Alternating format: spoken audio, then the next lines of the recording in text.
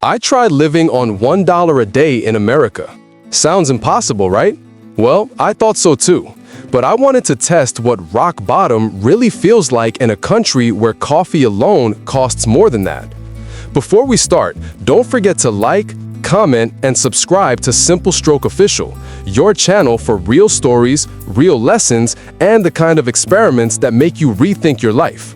Now, let's begin. Day 1 hit me hard. I woke up with 5 single bills in my pocket, meant to last 5 days. No cards, no apps, no friends helping. Just me, a notebook, and my curiosity about survival. The first thing I realized, food isn't cheap. Even the dollar menu isn't truly $1 anymore. A bottle of water, a banana, or a sandwich, everything felt out of reach.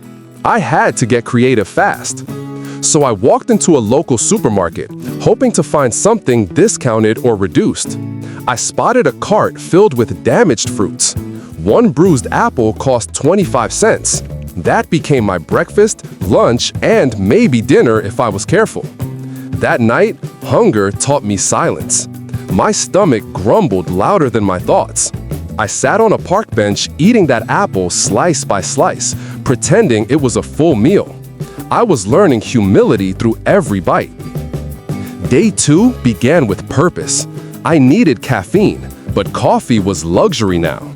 I walked miles to find a community church that offered free breakfast. Pancakes, fruit, coffee, heaven on earth. I never knew free food could taste like gratitude. I thanked the volunteers quietly, hiding how much that meal meant to me. Some of them smiled knowingly, like they'd seen hundreds of faces like mine, tired, embarrassed, but trying. That morning felt like warmth in a cold city. With my single dollar left for the day, I visited a thrift store. I didn't buy anything, I just looked around, imagining how every item had once meant something to someone. It made me appreciate what I still had, hope. By evening, I was exhausted, the kind of tired that seeps into your bones. My phone battery was dying, but I didn't want to waste power finding entertainment. Survival had become my full-time job. I slept early, under streetlight shadows. Day 3 was emotional. Hunger was constant now, like background noise I couldn't turn off. I found a local farmer's market closing down. I asked one vendor, "Can I take what you're throwing away?" He looked at me, then nodded. He handed me 3 overripe tomatoes and a slightly stale bread loaf. That was my dinner, a sandwich that tasted like kindness. I ate it on the curb, feeling both grateful and guilty. America wastes too much food. I spent the rest of the day watching people buy coffee that cost more than my entire daily budget. I didn't feel jealous, just aware. Aware of how money shapes perspective and how privilege often hides in plain sight. Day 4, I got smarter. I found a community fridge near a public library, a small box filled with donated food. Inside was yogurt, half a bag of rice, and 2 eggs. I couldn't believe my luck. I borrowed a microwave from the library's break area and made a humble meal. Warm rice with yogurt isn't exactly a recipe, but it felt gourmet compared to nothing. I ate slowly, savoring every spoonful like a rich man's feast. By now, I wasn't just counting dollars, I was counting lessons. I learned that hunger humbles, but community heals. Every smile, every small act of generosity carried more weight than any paycheck I'd ever earned. That night, I journaled everything. "Money is freedom, but kindness is currency," I wrote, and I meant it. Because when you live with almost nothing, every human connection becomes priceless. I started seeing the world differently, softer, slower, more honest. Day 5, the final stretch. I woke up feeling proud. I hadn't quit, I hadn't cheated, I'd made it this far on less than what most people tip for coffee. But I wanted to end the experiment with intention. I visited the same park from day 1, the same bench, the same empty feeling. But this time I shared. I used my last dollar to buy a bottle of water and gave it to a man who looked thirstier than me. He smiled, nodded, and said, "Thank you." That was the moment it hit me. Living on $1 isn't about survival. It's about perspective, about realizing how much we already have and how little we actually need. After 5 days, I returned home to my regular life, fridge full, lights on, Wi-Fi working. But something had changed. I no longer saw food as just food. It was a privilege, a miracle we take for granted every day. I checked my bank account and laughed. The numbers felt meaningless. Because in those 5 days, I discovered a richer truth. Simplicity makes you see what truly matters. Time, empathy, and presence. Everything else is noise. When I told my friends about this experiment, they called me crazy. Why would you do that to yourself, they asked. I smiled. Because I wanted to remember what enough feels like. And honestly, it was worth it. Would I do it again? Maybe not. But I'll never forget the faces, the flavors, the moments that showed me humanity still exists in quiet corners. You just have to slow down and see it. Now, when I spend money, I ask myself, would I still buy this if I had only $1? That single question keeps me grounded, no matter how big my paycheck gets. It's a filter against mindless consumption.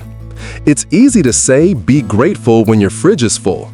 But gratitude hits differently when you've been hungry, when you've watched a stranger share what little they have. That's when you understand abundance isn't about quantity, it's about heart. By the end of the week, I felt lighter. Not physically, I'd lost weight, sure, but emotionally. I felt cleansed, like I'd washed off layers of greed and guilt I didn't even know I had been carrying. If you've ever complained about small things, slow Wi-Fi, cold coffee, traffic, try living with less. Not forever, just long enough to remember what truly sustains you. Spoiler, it's not things, it's people, peace, and purpose. I started volunteering after that experiment, not out of guilt, but gratitude, because I realized how much a single act of kindness can ripple through someone's entire day. It's not charity, it's connection, and we all need more of that. Now, I still live simply. I track my expenses, cook at home, and avoid buying what I don't need. But most importantly, I live with awareness. Because awareness turns every dollar, no matter how small, into meaning. The challenge ended, but the mindset stayed. I may not be rich, but I'm wealthy in lessons. And if this story made you think, even for a second, then maybe I've passed on a piece of that wealth to you. After the experiment, grocery stores felt like luxury malls. I walked through aisles staring at abundance, rows of bread, fruit, and snacks I used to take for granted. For the first time, I whispered thank you while holding ordinary rice. That $1 life stripped away everything unnecessary.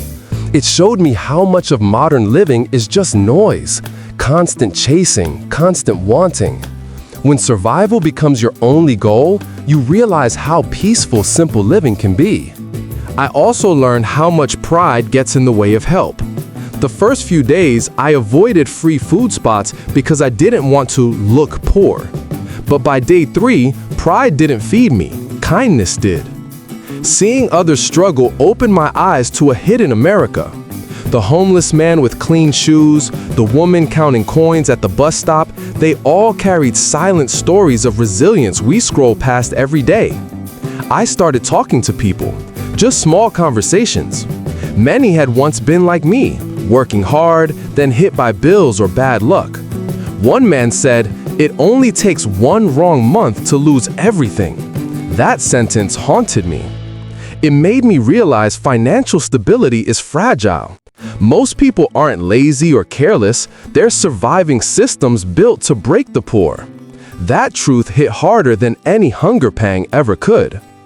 On day 6, even though my experiment had technically ended, I kept living frugally out of habit. I walked instead of taking buses, carried water from home, reused bags. Simplicity was strangely addictive. It gave me control back. There's a kind of peace in knowing you can live with almost nothing. When you stop fearing running out, you stop being owned by things. You start owning your choices. That's real wealth, invisible but powerful. I used to spend without thinking. Morning coffee, random snacks, impulse online buys. Now, every purchase has to earn its place in my life. Does this make my day better or just louder? I ask before every swipe. Living on $1 taught me to value time more than things. You can always make money again, but not time. I'd wasted so much chasing comfort, forgetting that peace isn't sold in stores, it's earned in discipline. When I finally shared my story online, messages flooded in. Some called me brave, others called me stupid, but a few said, "Your story made me cry." That was enough, because empathy, once sparked, spreads faster than judgment. Someone even asked if I faked it. I didn't. Every meal, every cold night, every empty stomach was real. But the growth that followed, that was even more real. Pain can teach things privilege never could. I kept a dollar bill from that week, wrinkled, faded, soft from being held too much. I taped it above my desk. It reminds me where discipline begins and where gratitude lives. It's my favorite trophy now. When bills pile up or life feels expensive, I glance at that dollar. It tells me, you've done more with less before, you can do it again. That reminder keeps me grounded when life gets loud and complicated. Not everyone needs to try this challenge, but everyone should question their comfort. We grow soft in convenience, forgetting that simplicity builds strength. Sometimes discomfort isn't punishment, it's training for a better, clearer version of you. By week 2, I couldn't stop thinking about food waste. I saw restaurants tossing untouched meals, grocery stores discarding imperfect produce. If each of us cared just a bit more, maybe hunger wouldn't be such a quiet tragedy. I wrote to local charities offering to volunteer. They welcomed me with open arms. Distributing food to those in need felt like closing a circle. I had been on the other side once, grateful for every bite. When I handed out sandwiches, people smiled the same way I did that day at the church. It was humbling. I realized helping isn't about giving from abundance, but from understanding. You give because you know how it feels. The hardest part was going back to normal. Suddenly, every price tag screamed meaning. Every wasted meal looked like guilt. I couldn't unsee the truth. Money doesn't define you, but how you spend it definitely reflects your soul. I used to think happiness came from earning more. Now I know it comes from needing less. Living on $1 didn't make me rich, but it made me aware, and awareness is a form of wealth no one taxes. Sometimes I miss the clarity of that week. No choices, no noise, just necessity. Paradoxically, that limitation gave me freedom. Because when everything's stripped away, what's left is what truly matters: kindness, courage, and peace with yourself. A friend once joked, "You could have just budgeted instead of starving." I laughed, but deep down, I knew budgeting doesn't teach empathy. Only experience does. And empathy is what this world desperately needs more than comfort. Every story I tell now begins with honesty. Because vulnerability builds bridges. I don't want to impress people with success. I want to move them with truth. And this story, this $1 life, is the most honest thing I've done. Whenever someone complains about being broke, I tell them broke isn't always bad. It can be your reset button. It forces you to face what you really value. Being broke once made me rich in gratitude forever. So if you're watching this, wondering if you could survive a week like mine, maybe you don't have to. Just live with a little more awareness. Notice your habits, your blessings, your waste. Change starts with small awakenings. I hope my story doesn't just inspire, but challenges you. Maybe tomorrow, skip the $5 coffee and donate it instead. Or cook a simple meal and really taste it. These moments bring you closer to meaning than luxury ever will. Because at the end of the day, we all want the same thing: peace. Not possessions, not prestige, just peace.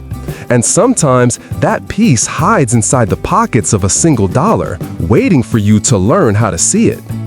This journey changed me permanently. I live differently now, think differently, breathe differently.